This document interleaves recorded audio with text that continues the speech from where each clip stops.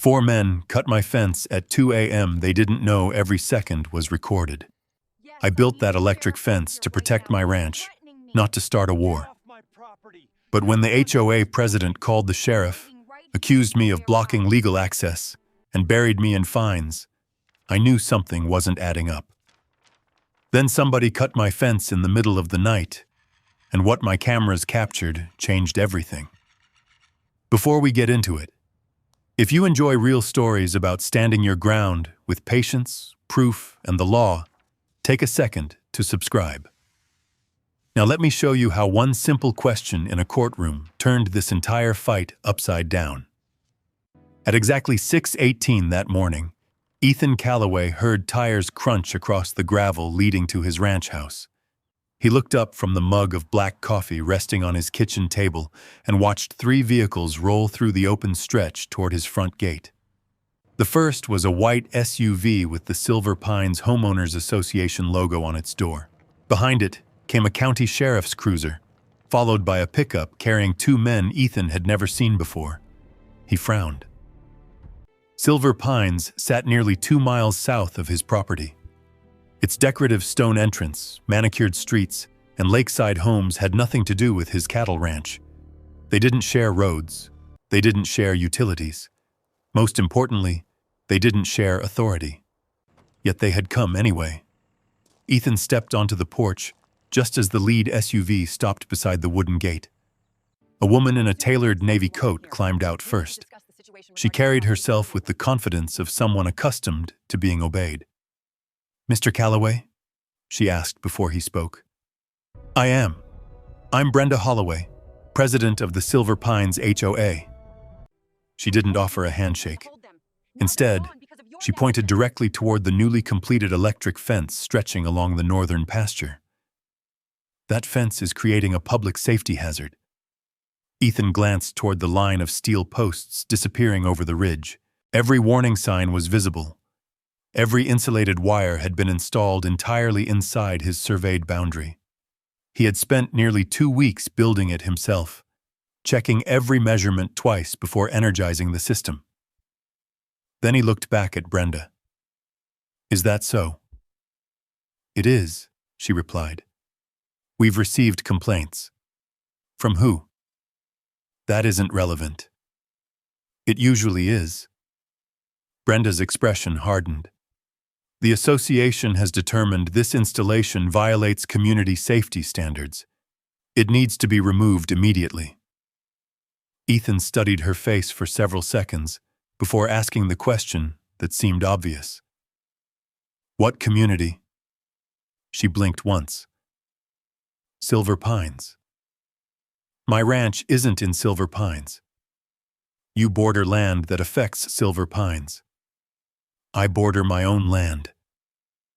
Behind Brenda, one of the deputies shifted awkwardly without saying anything. Ethan noticed the hesitation immediately. Good. That meant this wasn't as simple as she wanted everyone to believe. Brenda reached into a leather folder and removed several printed pages. "You have 48 hours to remove the fence voluntarily." She handed the papers across the gate. "If you fail to comply, the association will begin assessing daily penalties. Contractors may also be authorized to remove the obstruction." Ethan accepted the documents without comment. The first page carried the HOA letterhead. The second listed fines beginning at $1,000 per day. The third contained language claiming the association possessed long-standing access rights across the northern portion of his property. That sentence caught his attention. He read it again. Access rights. Not requested access. Not negotiated access. Rights. He slowly lowered the paperwork. Authorized by whom? The Silver Pines Board. I asked who gave the board authority over my ranch. The community has historical access through that corridor. Historical isn't the same as legal. Brenda folded her arms. "Mr. Calloway, we've already reviewed the matter. I'm sure you have." She took one deliberate step closer. "If you interfere with community access, the consequences will become very expensive." Ethan remained perfectly still. 16 years working around infrastructure disputes had taught him something valuable. People with solid legal rights almost never threatened them. People without them usually started with intimidation. He looked briefly toward the sheriff's deputies. "Gentlemen, are either of you ordering me to remove my fence?" The older deputy cleared his throat. "We're only here to keep the peace, sir." "So this isn't a law enforcement order?" "No." Ethan nodded once. Then he turned back to Brenda. "I have only one request." "What?" "From this moment forward, I'd like every instruction, every claim, every demand, and every alleged right delivered to me in writing." A flicker of irritation crossed her face. "It already is." "Excellent." He held up the violation notice. "I'll keep this." Brenda expected resistance. She expected shouting. Maybe even an argument she could later describe however she pleased. Instead, she found herself standing across from a rancher who wasn't arguing at all. He was collecting evidence. "You'll regret delaying this," she said sharply. "Perhaps. You don't understand what you're interfering with." Ethan met her eyes. "I don't think you understand whose land you're standing in front of." Silence settled between them. One of the deputies glanced from Brenda to Ethan, clearly uncomfortable. Finally, Brenda motioned toward her SUV. "This isn't over." "I didn't think it was." She climbed into the vehicle without another word. The convoy pulled away in a cloud of pale Montana dust, disappearing down the long gravel road toward the highway. Ethan waited until every vehicle vanished before looking back at the paperwork. Again, his eyes stopped on the phrase, "Permanent Community Access." He smiled faintly. Then he walked inside, opened the heavy fireproof safe beside his office desk, and removed a thick folder labeled simply, "Property Records." If Silver Pines truly had legal access, the proof would be inside those documents. If they didn't, he had a feeling Brenda Holloway had just made the biggest mistake of her career. Ethan carried the property records to his kitchen table and spread them into careful stacks. Original deed, boundary survey, tax maps, utility agreements. Every document connected to his ranch had been preserved by the previous owner, and Ethan had continued the habit. Years spent consulting on infrastructure disputes had taught him that land was never won by the loudest voice. It was won by the cleanest paperwork. One folder immediately caught his attention. Utility Easement, 1984. He opened it and found the original agreement granting temporary access across the northern edge of the ranch. The document allowed a regional power company to reach a transmission line that had crossed the ridge decades earlier. Temporary. The word appeared 3 separate times. Ethan read each paragraph slowly. The agreement also contained a termination clause. Access would end once the utility facilities were permanently retired. He leaned back in his chair. He remembered seeing rusted steel towers years ago beyond the ridge, long before Silver Pines existed. The transmission line had disappeared, replaced by underground service running miles away. If those facilities had been abandoned, the easement should have disappeared with them. He picked up his phone. Daniel Pierce. His attorney answered on the second ring. "Ethan, what's going on? I've got company from Silver Pines." There was a brief pause. "That sounds expensive." "It might become expensive for somebody." Daniel chuckled. "What happened?" "They claim permanent access across my north pasture. They've threatened daily fines and contractor entry." "Do they have paperwork?" "They certainly think they do." "Email me everything." Within minutes, Ethan had scanned Brenda's violation notice, every attached page, and the original easement agreement. Less than an hour later, Daniel called back. "Don't touch a thing. I wasn't planning to. I've compared both documents. And the language doesn't match." Ethan remained silent. Daniel continued. The HOA notice repeatedly says permanent community access. Your recorded easement says temporary utility access. Those aren't remotely the same thing. So someone's stretching the wording, or replacing it. Daniel's voice became more serious. I want to pull the county filings before we assume anything. But Ethan, don't respond to them. Let them keep writing. That sentence made Ethan smile. I had the same thought.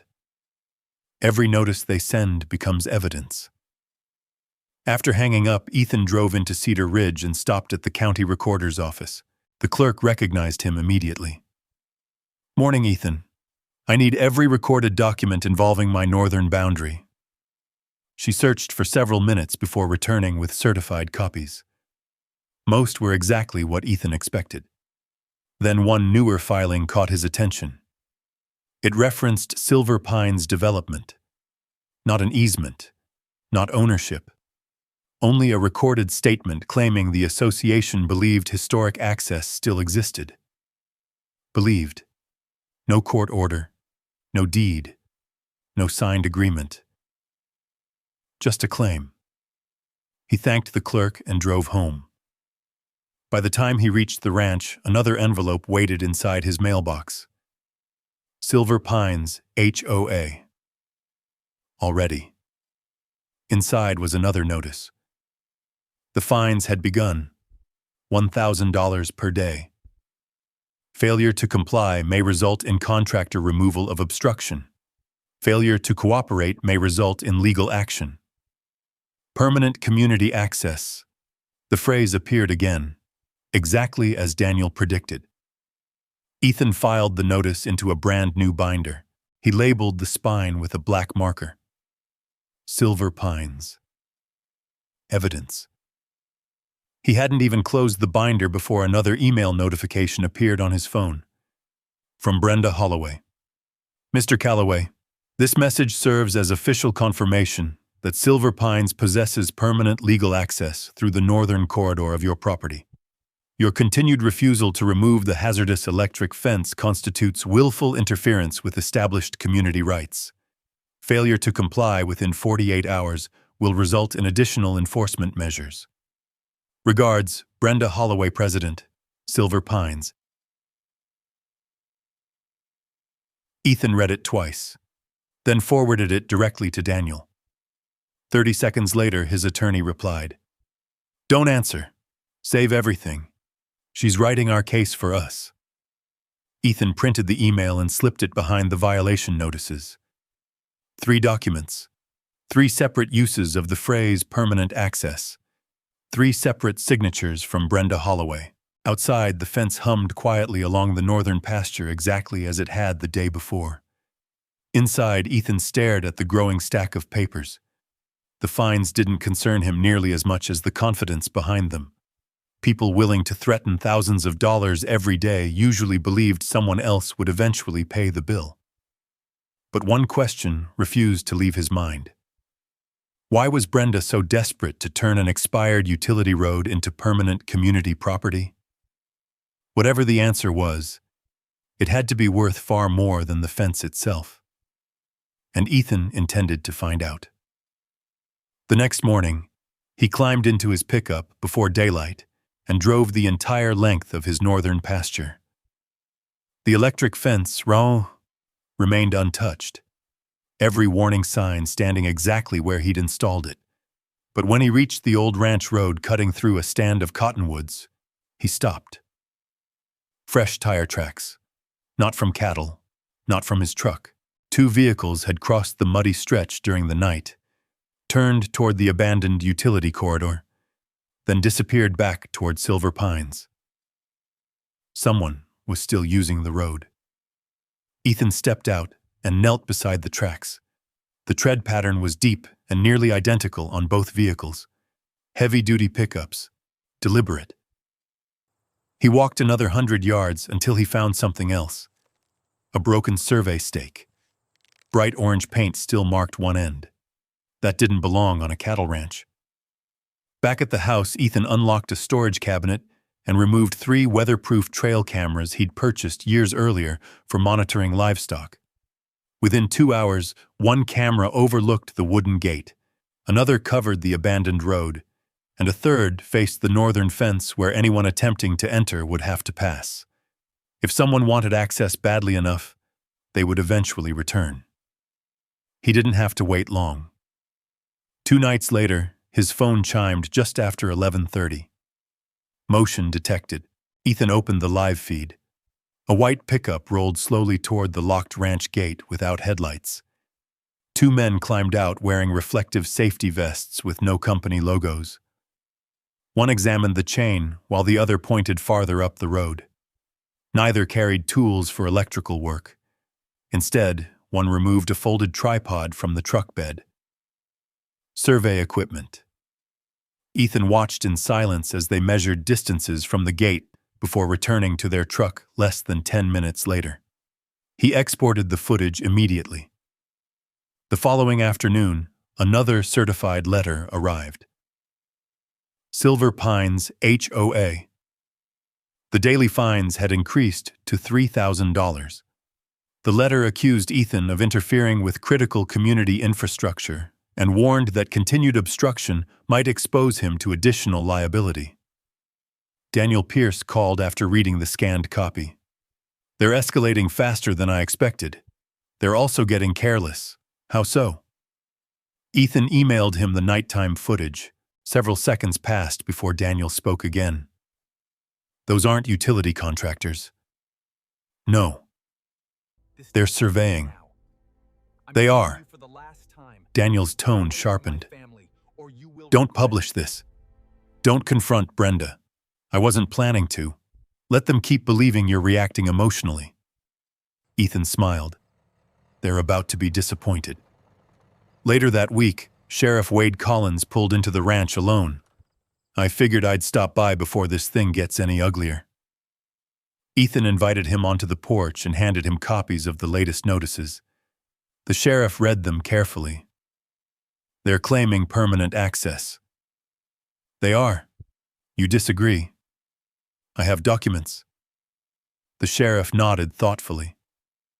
"I also have something."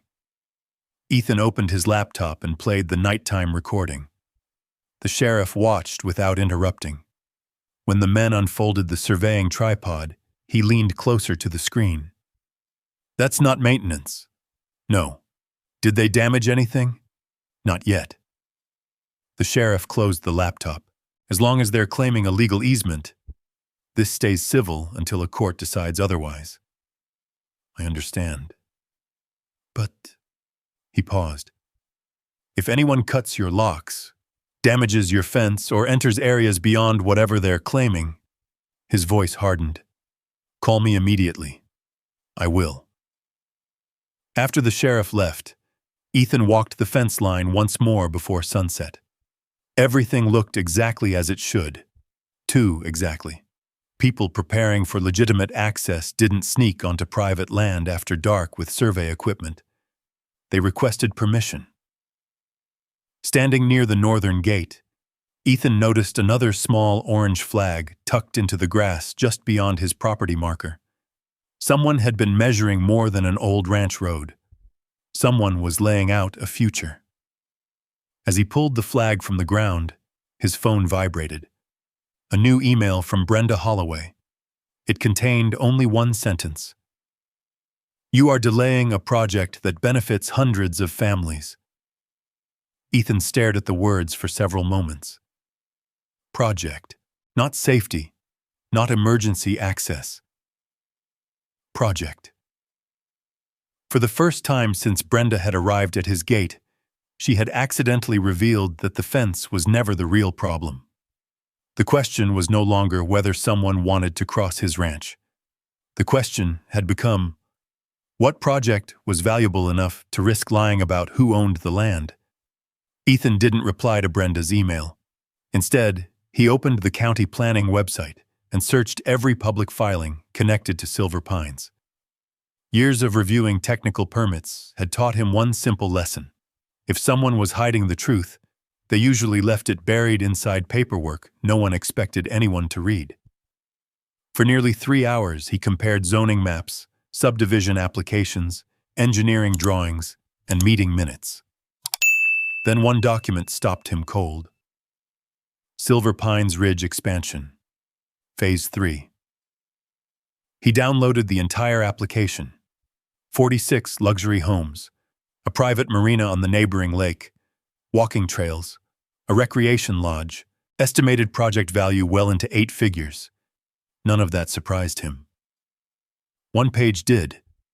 Under the heading Emergency Access Requirements, county engineers had written that Phase 3 required a second emergency route before final approval could be granted. The proposed route crossed directly through the northern edge of Ethan's ranch.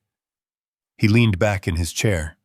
The line on the engineering map followed the exact abandoned utility road where he'd found fresh tire tracks. It wasn't a coincidence. Someone had already designed the development around land they didn't own. He called Daniel immediately. "You need to come out here."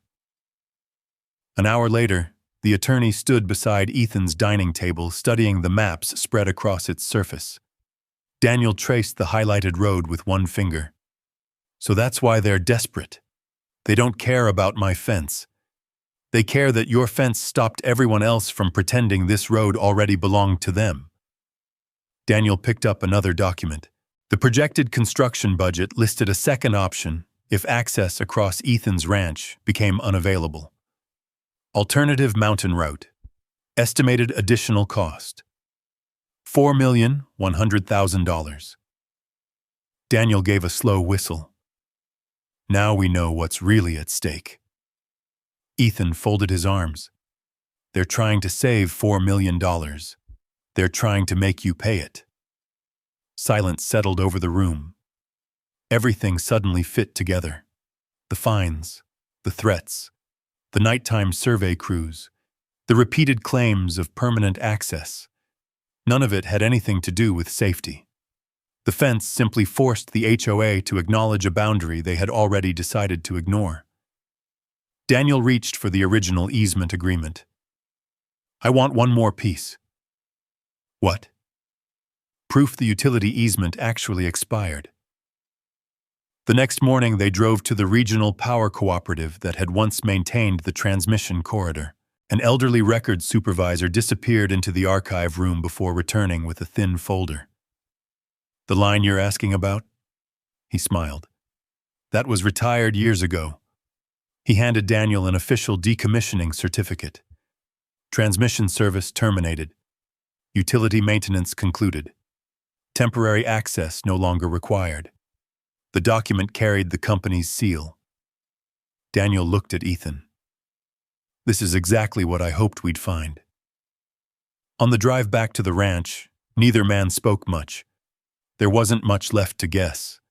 By the time they reached Ethan's gate, another white envelope waited inside the mailbox. Silver Pines. Again. This notice increased the daily penalties to $5,000 and warned that contractor intervention could occur without further notice. Attached was another letter signed personally by Brenda Holloway.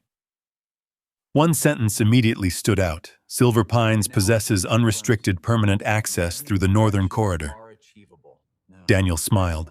"She's doing our work for us." Ethan raised an eyebrow. "Because?" "She's no longer expressing an opinion." Daniel tapped the page. "She's making a legal claim in writing. And if it's false?" "Every signature becomes evidence." Ethan placed the newest letter into the evidence binder beside the earlier notices. The stack was growing quickly. Survey footage, certified letters, emails, county maps, expired utility records. Each piece alone meant very little. Together, they told an entirely different story. That evening, Ethan walked to the northern fence line just before sunset. Beyond the wire, the abandoned dirt road stretched toward the distant ridge where Silver Pines sat hidden behind pine trees. For years, it had looked like nothing more than an old maintenance trail. Now he saw it for what it really was, a shortcut worth millions. His phone vibrated. Another email from Brenda. This matter is no longer negotiable. He closed the message without responding. Daniel had been right. Every threat she wrote narrowed her options. Every false statement strengthened his position. Brenda still believed she was forcing a stubborn rancher into submission. She hadn't realized she was slowly constructing the strongest case Ethan could have asked for. And somewhere inside Silver Pines, there had to be someone who already knew the easement had expired. The only question left was whether that person would stay silent forever. Ethan didn't waste time looking for that person. If the truth eventually surfaced, he wanted every fact on his side to be beyond dispute. The following Monday, Marcus Flynn pulled his state inspection truck through the ranch gate. He carried a clipboard, a voltage meter, and 20 years of experience inspecting agricultural electrical systems across Montana. You said someone's questioning the fence? They're calling it a public hazard. Marcus glanced toward the warning signs running along the fence line. We'll find out. For nearly 3 hours, they walked every section of the installation. Marcus measured voltage output, verified grounding rods, inspected every insulated post, tested the emergency shutoff mounted inside Ethan's equipment barn. Finally, he intentionally interrupted power to one isolated section. The fence shut itself down instantly. Marcus nodded. Exactly like it's supposed to. He completed the inspection report before sitting at the tailgate of his truck. You've exceeded state requirements. I wanted 0 questions. You've got 0. Marcus signed the certification with a bold signature before handing Ethan the original. If anybody says this fence is unsafe, they're going to have to explain why they disagree with engineering standards. Ethan slipped the report into the evidence binder. Another piece. Another fact. One less argument for Brenda to hide behind. 2 days later, Silver Pines shifted tactics. The community newsletter arrived in mailboxes throughout the subdivision with a front-page article titled, Local Landowner Blocks Community Safety Route. Ethan wasn't mentioned by name. He didn't need to be. The description of an electrified fence outside the northern boundary left little doubt who the article meant. By afternoon, strangers began slowing their vehicles outside his ranch. Some simply looked. Others photographed the fence from the county road. One man rolled down his window. You really trying to keep ambulances out? Ethan answered calmly. No. The driver frowned. That's not what they're saying. I know. He drove away looking uncertain. That evening, Daniel called. I've seen the newsletter. So have half the county. They're trying to win in public before they lose in court. I figured. Daniel paused. Don't respond. I'm not planning to. Good. The article isn't evidence. No. The lies behind it are. The pressure continued. Another certified letter arrived. $7,000 in accumulated fines. Another demand. Another reference to unrestricted permanent access. Ethan filed it without reading past the second page. The binder had become thick enough that he needed divider tabs, emails, violation notices, planning maps, inspection reports, survey footage. Every document was dated, cross-referenced, indexed. Daniel laughed when he saw it. You organize evidence like a prosecutor. I organize cattle records the same way. Remind me never to sue you. Late Friday afternoon, Ethan walked the northern fence to perform his usual inspection. Halfway down the line, he noticed fresh boot prints in the damp soil. Not on the outside. Inside. Someone had crossed beneath the lowest wire where the ground dipped slightly near a drainage ditch. They hadn't damaged anything. They had simply entered. He followed the tracks nearly 50 yards before finding another orange survey flag tucked beside a wooden stake. This one carried handwritten numbers, coordinates. His cameras hadn't caught the entry. The blind spot was barely 6 feet wide, small enough to miss, large enough to exploit. He smiled. They're learning. That night, he ordered 2 additional cameras. The next morning, they overlooked the drainage crossing from opposite directions. No blind spots remained. If someone entered again, they wouldn't just leave footprints. They'd leave faces. Sunday evening, Ethan's phone rang. Sheriff Wade Collins. Everything quiet? So far. I had an interesting conversation today. With who? A deputy from another county. Ethan waited. He mentioned hearing that Silver Pines intends to remove your fence themselves if you don't cooperate. Ethan looked toward the north pasture. That would be unfortunate. It would also be trespassing. The sheriff lowered his voice. If anybody touches that fence, I'll call. No. Wade interrupted. I mean, call immediately. After hanging up, Ethan walked onto the porch. The electric fence hummed steadily beneath the fading light, exactly as it had every evening since he energized it. It wasn't keeping honest people out. It was exposing dishonest ones. And for the first time since Brenda Holloway had appeared at his gate, Ethan found himself hoping someone would test it. Because the fence itself had never been his strongest defense. The cameras watching it were. At 2:14 on a Tuesday morning, Ethan's phone vibrated across the nightstand. Fence Zone 3. Power interruption detected. He was awake before the second alert arrived. Instead of grabbing a flashlight or heading outside, he opened the security app connected to the ranch cameras.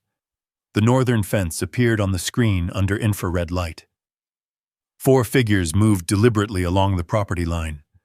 One knelt beside the lowest wire while another held a portable work light pointed toward the fence. A pair of bolt cutters flashed briefly. The wire snapped. The alarm immediately changed. Zone 3 isolated, circuit disabled, recording continuous. Exactly as Marcus Flynn had certified. Only the damaged section shut itself off. The rest of the fence remained energized. Ethan watched without making a sound. One of the men waved 2 pickup trucks through the opening. Neither vehicle carried repair equipment. Instead, long aluminum tripods, measuring poles, and surveying cases filled the truck beds. His suspicion from weeks earlier was now certainty. They hadn't come to repair anything. They had come to map his land. Ethan pressed one button. Sheriff Wade Collins answered almost immediately. Wade. They're here. Who? Survey crews. They've cut the fence. The sheriff's voice sharpened. Stay inside. I wasn't planning to leave. I'm on my way. Ethan ended the call and dialed Daniel Pierce. His attorney answered groggily. Ethan, what's happened? They cut the fence. A pause. Any confrontation? No. Good. They're driving onto the ranch. Do not go out there. I won't. Daniel was fully awake now. Keep recording everything. I'm already doing it. For the next 12 minutes, Ethan watched silently as the men positioned survey equipment along the abandoned utility road. One unfolded engineering plans across the hood of a pickup. Another drove wooden stakes into the ground. Not one person inspected the fence they claimed was dangerous. Not one person examined the electrical system. Everything centered on the road. Headlights suddenly appeared beyond the trees. Sheriff Collins arrived first. A second patrol vehicle followed minutes later. The survey crews immediately stopped working. The deputy's body camera recorded the entire exchange. We're authorized to be here, one contractor insisted. He produced paperwork bearing Brenda Holloway's signature. Sheriff Collins read the document without expression. This authorizes access? It does. It doesn't authorize cutting private property. The contractor hesitated. The fence blocked the easement. The court hasn't decided whether there's an easement. Silence. Collins folded the paperwork. Everyone back to your vehicles. We have work orders. You also have a property dispute. Another long pause. Leave. The trucks backed slowly toward the opening they had cut through the fence before disappearing into the darkness. The sheriff remained. He walked directly to the damaged wire. You've got this on video? Ethan nodded. Every second. Collins examined the clean cut. No storm did this. No. No livestock either. He looked toward the abandoned road. They weren't fixing utilities. They were surveying. I noticed. The sheriff photographed the damaged fence before turning back toward Ethan. I'm documenting criminal property damage. Ethan looked surprised. I thought this was still civil. The easement is. Collins pointed at the severed wire. This isn't. By sunrise, the story had already changed. Brenda Holloway sent another email before 8 o'clock. Your dangerous electric fence created an unsafe condition for authorized personnel attempting lawful access. Silver Pines reserves all rights regarding resulting damages. Ethan almost laughed. She had written the email before asking what actually happened. He forwarded it directly to Daniel. 30 seconds later, his phone rang. Don't answer her. I wasn't going to. Daniel's voice carried unmistakable excitement. She just admitted her personnel were on your property. She did. And she called them authorized. She did. Daniel paused. She has no idea we have the footage. No. Good. Another email arrived while they were still talking. This one demanded immediate removal of the fence before further incidents occurred. Daniel chuckled. They're still blaming the fence. Ethan looked through the kitchen window toward the repaired section of wire Sheriff Collins had temporarily secured with evidence tags still hanging nearby. It wasn't the fence that crossed the property line. No. It was them. Daniel's tone became serious again. Meet me this afternoon. Why? I'm filing suit. For the first time since Brenda Holloway had driven through his gate weeks earlier, the battle was no longer about defending his ranch. It was about forcing Silver Pines to defend every lie they had already put into writing. By that afternoon, Daniel Pierce had filed suit in district court, seeking a declaration that Ethan's property was free of any valid easement, an injunction against further trespassing, and damages for the fence that had been cut. Silver Pines answered almost immediately. Their attorneys denied everything. They claimed the contractors had entered under a long-recognized right of access. They insisted Ethan's electric fence had created an unnecessary hazard. They even accused him of intentionally obstructing emergency planning for the benefit of no one but himself. Daniel smiled as he finished reading. They've doubled down. Is that good? It means they're committing to one version of the story. He placed the response beside Brenda's earlier letters. And every version has to survive discovery. Over the following weeks, thousands of pages changed hands. Engineering reports, board minutes, invoices, planning correspondence, insurance files. Daniel's legal team reviewed them line by line. Most revealed nothing useful. Then, late one Friday evening, Daniel called. Ethan, you found something. I think we found everything. An hour later, Ethan was sitting across from him, staring at a printed email highlighted in yellow. The sender was Linda Harper, former secretary, Silver Pines HOA. The message was addressed directly to Brenda Holloway and dated nearly 3 years earlier. Brenda, county records confirmed the utility easement expired after the transmission corridor was decommissioned. We should stop referring to the North Road as permanent community access until legal counsel reviews it. Ethan looked up. Brenda's reply appeared directly beneath it. Leave the maps unchanged for now. We can't jeopardize Phase 3 before options are finalized. No discussion, no legal opinion, just a decision. Daniel tapped the page. She knew. Ethan nodded slowly. Long before she came to my gate, and long before she find you. Another document surfaced. A consulting engineer hired by Silver Pines had estimated the alternate emergency road would increase development costs by more than $4 million if Ethan refused access. The report had been delivered to Brenda 6 months before the first violation notice. She had signed the receipt herself. Daniel spread additional documents across the conference table. Internal planning schedules, budget projections, meeting summaries. Everyone pointed toward the same conclusion. The HOA wasn't protecting homeowners. It was protecting an investment. Then Daniel produced a small flash drive. This came in yesterday. What's on it? A former board member. The video opened inside a conference room. The timestamp showed it had been recorded almost 2 years earlier. Around the table sat Brenda and several board members discussing the Ridge expansion. The recording quality wasn't perfect, but every voice was clear. One board member asked, "What if Callaway refuses access?" Brenda answered without hesitation. "One landowner can't stop the entire project." Another voice asked, "And if he hires a lawyer?" Brenda leaned back in her chair. Pressure changes people. The room fell quiet. Then she added words that made Daniel stop the recording.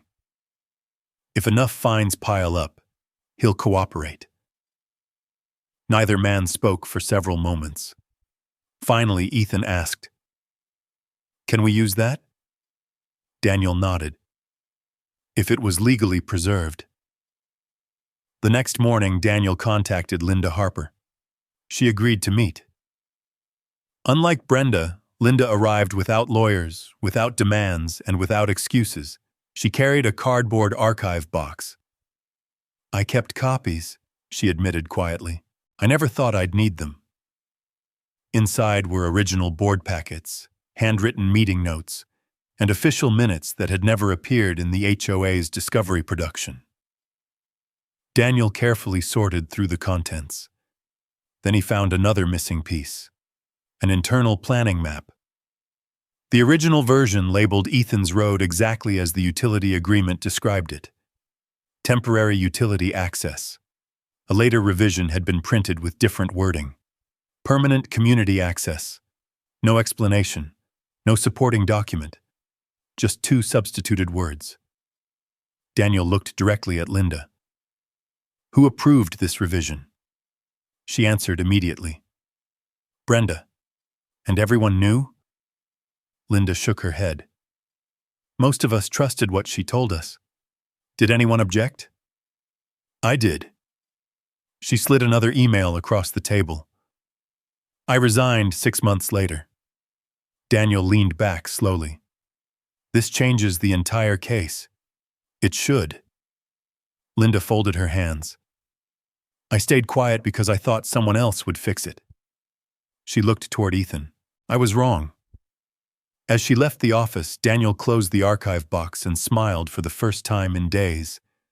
"They spent weeks trying to prove your fence was illegal."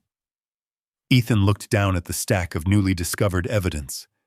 "And instead," Daniel finished the sentence, "they just proved their own deception." For the first time since the lawsuit began, the burden had shifted. Silver Pines no longer had to explain a fence. They had to explain why they kept calling an expired easement permanent after being warned, years earlier, that it wasn't. And no amount of authority could rewrite an email already sitting in the court record. The district courthouse in Cedar Ridge was nearly full by the morning of the hearing. Residents from Silver Pines filled one side of the gallery, many of them curious after weeks of newsletters portraying Ethan as the stubborn rancher holding up an important community project. A few local reporters sat quietly near the back, their notebooks already open. Ethan arrived carrying nothing. Daniel Pierce followed with 2 neatly organized evidence boxes. Brenda Holloway entered moments later, flanked by 2 attorneys and several HOA board members. She never looked toward Ethan. Instead, she walked directly to counsel's table, wearing the same confidence she'd displayed outside his ranch gate weeks earlier. When Judge Eleanor Brooks entered, the room settled instantly. Silver Pines presented its case first.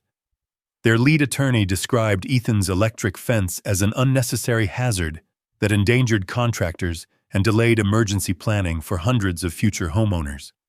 He displayed photographs of warning signs, insulated wire, and steel fence posts. This installation, he argued, created an unreasonable obstacle to established community access. Daniel never objected. He simply waited. When the HOA attorney finished, Daniel rose. The defense calls Marcus Flynn.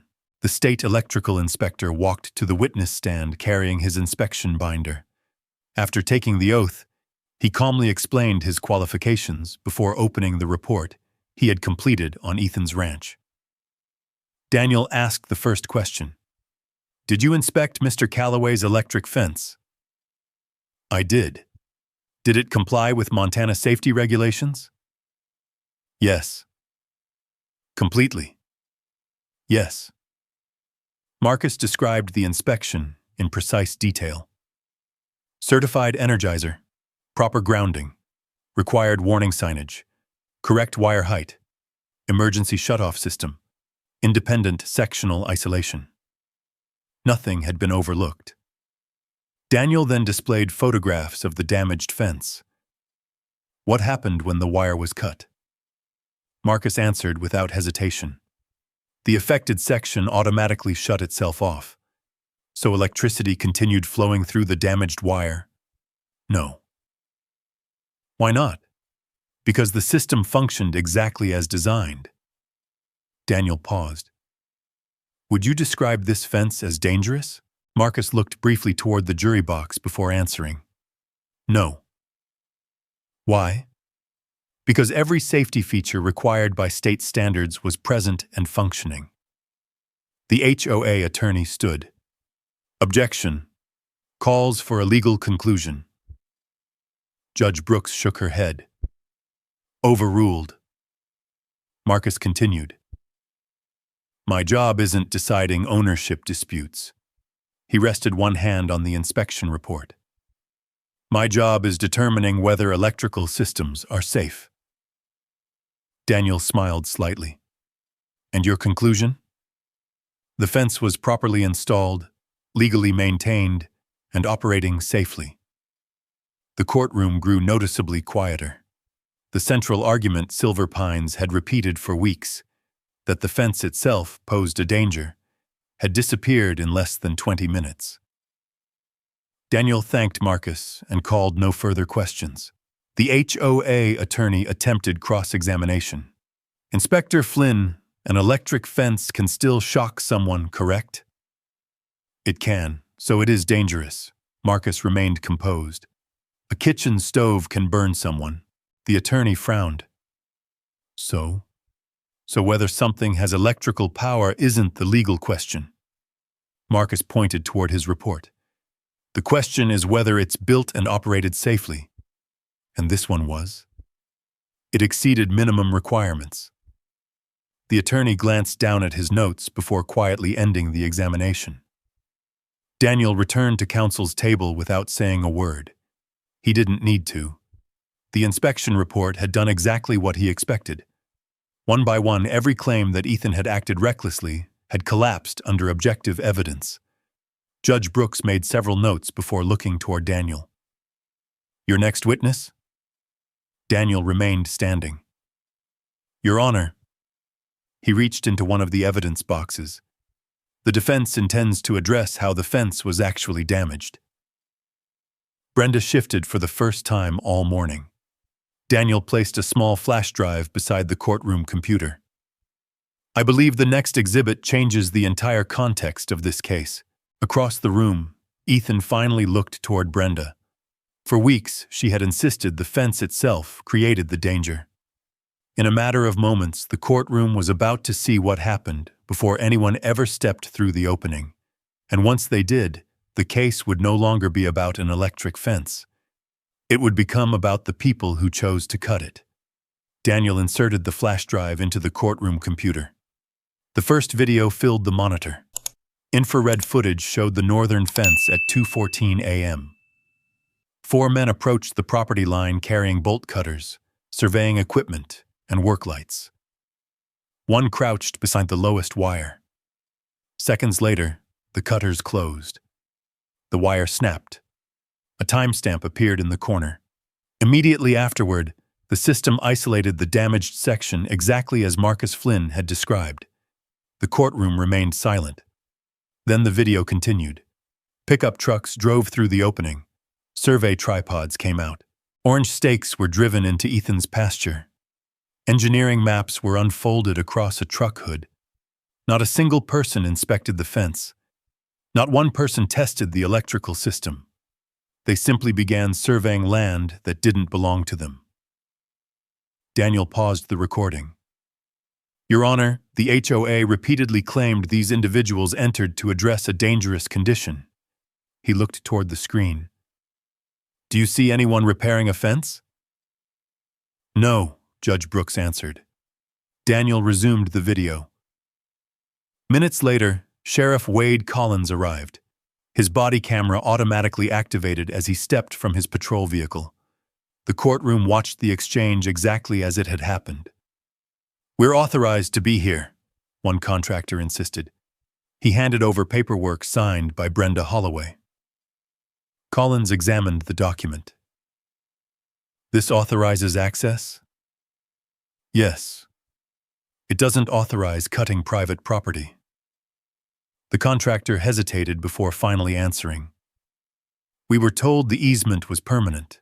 Daniel stopped the recording again. No further questions regarding the video. The HOA attorney stood quickly. Those contractors believed they possessed lawful authority. Daniel nodded. They may have. He held up the signed authorization. My question is, who gave it to them? Brenda shifted uneasily. Daniel called Sheriff Wade Collins to the witness stand. After taking the oath, Collins identified the body camera footage and confirmed it accurately reflected the events of that night. Daniel asked, based on your investigation, what crime report did you prepare?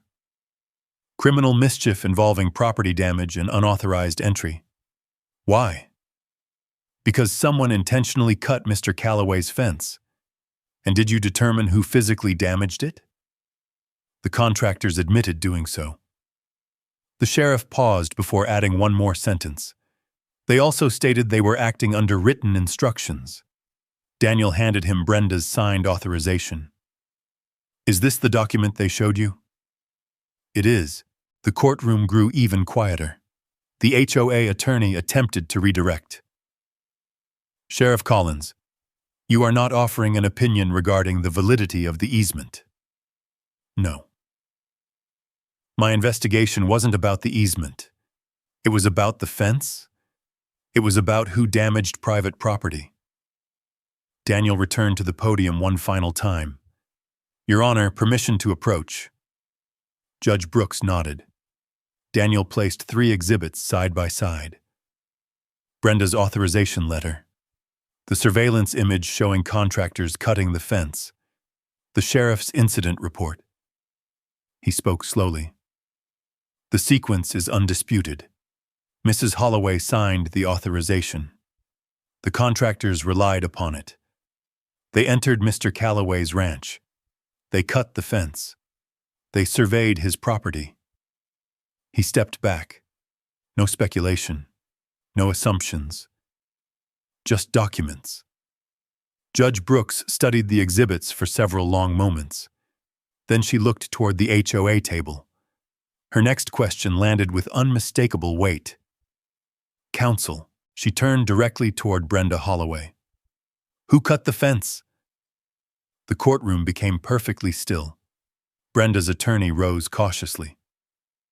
Your Honor, independent contractors performed that work. Judge Brooks nodded once. Under whose authority? The attorney hesitated. They believed they possessed access rights. That wasn't my question. Another silence. Judge Brooks repeated herself.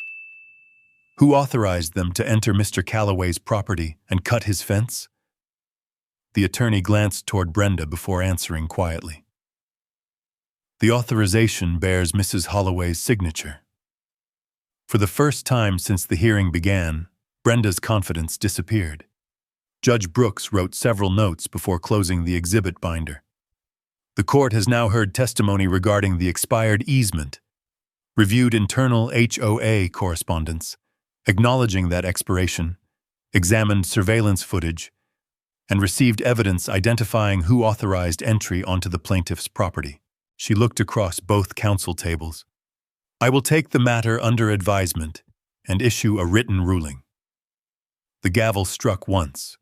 As people slowly stood to leave, Brenda remained seated, staring at the authorization letter that had once seemed routine. Weeks earlier, she believed a signature would force one rancher to surrender. Instead, that same signature had become the document tying every decision directly back to her. And everyone in the courtroom understood the written ruling would no longer decide whether Ethan could keep his fence. It would decide whether Silver Pines had built its entire expansion on a claim its own leadership already knew was false. 3 weeks later, Judge Eleanor Brooks issued a 42-page written opinion. The courtroom was nearly as full as it had been during the hearing. Judge Brooks summarized the evidence methodically.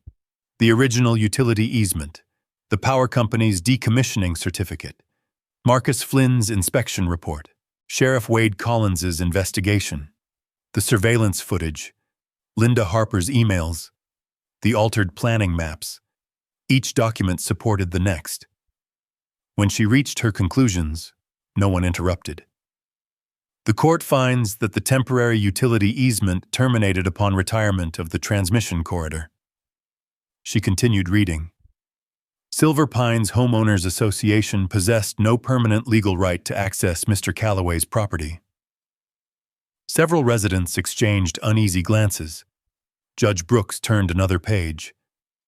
The evidence further establishes that HOA leadership had actual knowledge that the easement had expired before issuing violation notices, authorizing entry onto the property, and representing otherwise to contractors and public agencies.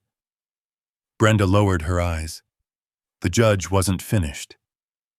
The court permanently enjoins Silver Pines from entering Mr. Calloway's property without lawful permission. Every outstanding HOA fine was declared void. The HOA was ordered to compensate Ethan for the damaged fence, attorney's fees, court costs, and additional damages resulting from the unauthorized entry and false enforcement actions. Finally, Judge Brooks addressed the issue that had started everything. Private property boundaries are not erased by convenience, projected development, or repeated assertion. She closed the file. They are determined by law. The gavel struck once. The case was over. Outside the courthouse, reporters gathered around Daniel. What changed the case? One asked. Daniel smiled. It wasn't one piece of evidence. It was every piece supporting the next. He pointed toward Ethan. My client never tried to win with opinions. He won with records. Across the parking lot, several Silver Pines homeowners approached Ethan. One older couple looked genuinely embarrassed. We believe the newsletters. Ethan nodded. I figured. We never knew about the expired easement. Most of you didn't, another resident asked quietly. Was the project really depending on your road? Ethan answered honestly. That's what their own documents said. Within days, Phase 3 of the Ridge expansion was suspended while county planners required revised access plans. Developers abandoned the original route across Ethan's ranch. The alternative mountain road, once rejected because it cost over $4 million more, became the only lawful option. Silver Pines board called an emergency meeting. Brenda Holloway resigned before the session ended. 2 additional board members followed within the week. Linda Harper was later asked to help oversee the transition, while independent auditors reviewed years of HOA decisions. Sheriff Collins stopped by the ranch one afternoon carrying a small envelope. Certified copy of the final judgment. Ethan accepted it. Thought I'd keep it with the property records. Probably a good place for it. The sheriff looked toward the northern fence. Keeping it? Ethan smiled. It was never the problem. No. It wasn't. After Wade left, Ethan walked the familiar fence line one last time. The repaired section where the contractors had cut the wire was almost impossible to distinguish from the rest. The warning signs remained. The safety system still hummed quietly. Everything worked exactly as it had before. The difference wasn't the fence. The difference was that no one questioned where the property line actually stood anymore. Weeks later, Ethan received one final letter from the county recorder. It confirmed the court's judgment had been permanently recorded against the property records affecting the former easement. Future title searches would show the ruling automatically. No future board, no future developer, no future buyer could honestly claim they didn't know. Ethan placed the recorded judgment into the same fireproof safe where this fight had truly begun, with an old deed, a forgotten easement, and a simple decision to verify the facts before tearing down his own fence. He closed the safe and locked it. The electric fence had protected his ranch. The documents inside had protected everything else, because boundaries built with wire could always be cut. Boundaries established by truth, evidence, and the law were far harder to cross. If there's one lesson this story leaves behind, it's that facts are worth protecting long before you fought to defend them. Ethan didn't win because he argued the loudest or pushed back the hardest. He took the time to keep record, verify the truth, and let evidence speak when opinion no longer matters. That's a lesson that reaches far beyond fences and property lines. Whether it's your land, your work, and your good name, patience and reparation often become your strongest frustration. There's something quite powerful about standing your ground without losing your dignity. Real strength isn't measured by how much noise you make. It's measured by staying calm, respecting the law, and refusing to let pressure pull you away from what's right. In the end, what's well reserved wasn't just a ranch. It was the principle that ownership, honesty, and responsibility still mattered. Now, I'd love to hear from you. If you believe you'll stand your ground the way Ethan did, type yes in the comments. As if you ever deal with an HOA, a property dispute, or a situation where keeping good records make all the difference. Share your story below. I read as many comments as I can, and your experience often inspire future stories. If you enjoy this story of perseverance, quiet courage, and life in the American countryside, please consider subscribing. There are many more HOA and rent story waiting, and I'd be honored to help you along for the next one.